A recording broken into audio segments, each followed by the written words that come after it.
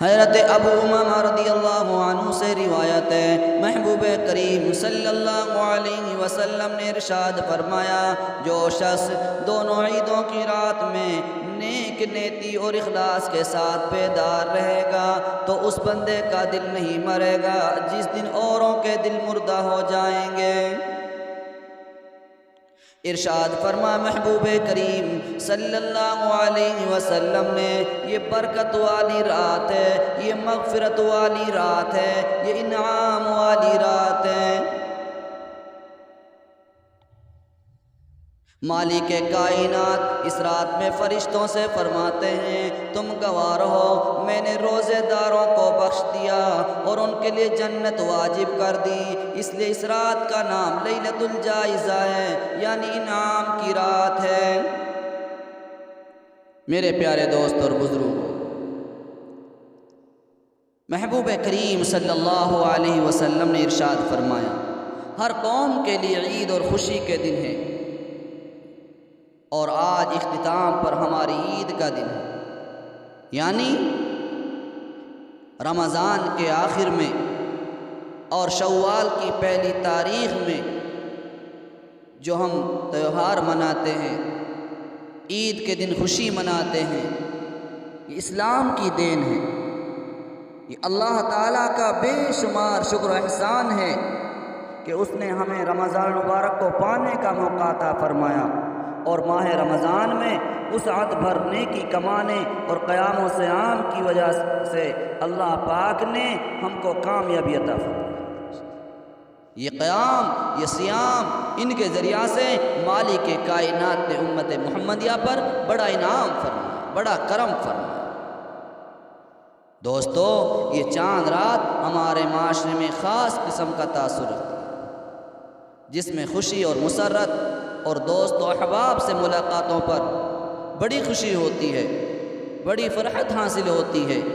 اس رات کی وجہ سے بڑے بڑے انعامات اس امت محمدیہ کے لیے عطا کیے جاتے ہیں، اور اس رات کی بڑی اہمیت اور فضیلت اور اس کا بڑا اہم حصہ ہمارے لیے عطا کیا گیا ہے، اور اس کے باوجود بڑے درد کے ساتھ مجھے کہنا پڑ رہا ہے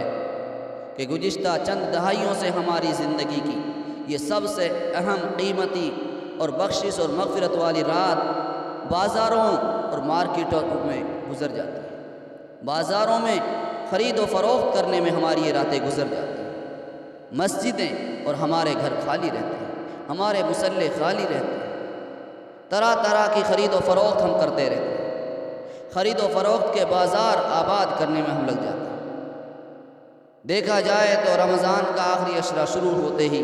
راتوں کو بازاروں اور دکانوں میں ہم ایک اہم ہجوم تیار کر دیتے ہیں، ایک ہجوم امڑ آتا ہے، ایسا محسوس ہوتا ہے کہ سال بھر کی خریداری انہی مبارک راتوں میں کرنا۔ اب ذرا غور کریں، جو رات ہماری عبادت کے ساتھ گزرنی چاہیے تھی، دعا کرتے کرتے اللہ کے سامنے روتے روتے گزرنی چاہیے تھی، تلاوت قرآن کرنے میں گزرنی چاہیے تھی، مگر وہی رات ہماری کس طرح گزر رہی ہے؟ کہیں دوستوں کے ساتھ بیٹھ کر گپ شپ میں گزر رہی ہیں، تو کہیں طرح طرح کی اور لغویات میں گزر رہی ہیں۔ ذرا غور کریں، یہ انعام کی رات ہے، یہ برکت کی رات ہے، یہ بخشش کی رات ہے، ذرا غور کریں۔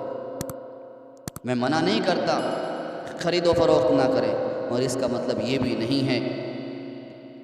کہ جیسے ہی آخری عشرہ شروع ہو اور خاص طور سے آخری شب ماہ رمضان کی آئے ہماری مسجدیں خالی ہو جائیں، نمازوں کو ہم ترک کرنے میں لگ جائیں۔ یہ تو اہل ایمان کی خوشی نہیں بلکہ ایک بربادی کا ذریعہ بن جائے۔ جو انعام والی رات میں ہم خالی گزر جاتے ہیں، اللہ پاک سے مانگنے والی رات میں ہم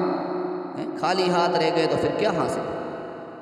بلکہ عید کی رات نہیں، ہر رات میں اللہ پاک کی طرف سے ایک گھڑی آتی ہے، اور مالک کائنات آسمان دنیا پر آ کر اعلان فرماتے ہیں، ہے کوئی مانگنے والا میں اس کو دوں، ہے کوئی جھولی پر پھیلانے والا میں اس کی جھولی پر دوں، ہے کوئی بخشش چاہنے والا میں اس کی بخشش کر دوں، ہے مغفرت مانگنے والا میں اس کو معاف کر دوں۔ ذرا غور کریں، یہ رات تو ہماری اللہ کے سامنے رونے میں گزرنی چاہیے تھی۔ اور لوگوں دل پر ہاتھ رکھ کر سوچو، ہم سے پہلے کتنے اس دنیا میں آئے اور آج زیر زمین سو رہے ہیں۔ کتنوں نے گزشتہ رمضان کو پایا، عید کو پایا، بقرہ عید کو پایا، مگر آج وہ زیر زمین سوئے ہوئے ہیں۔ ان کی بھی تمنا تھی، ان کی بھی چاہت تھی، ان کی بھی فکریں تھی، مگر اپنی ساری فکریں وہ دبا کر لے گئے۔ اس لیے جہاں رمضان کا مہینہ پورا ہونے پر ہمیں خوشی ہو رہی ہے، ہم کو رونا بھی چاہیے۔ پتہ نہیں ہمارے روزے قبول ہوئے کہ نہیں ہوئی، پتہ نہیں آئندہ سال ہمارے لیے مبارک موقع ملے۔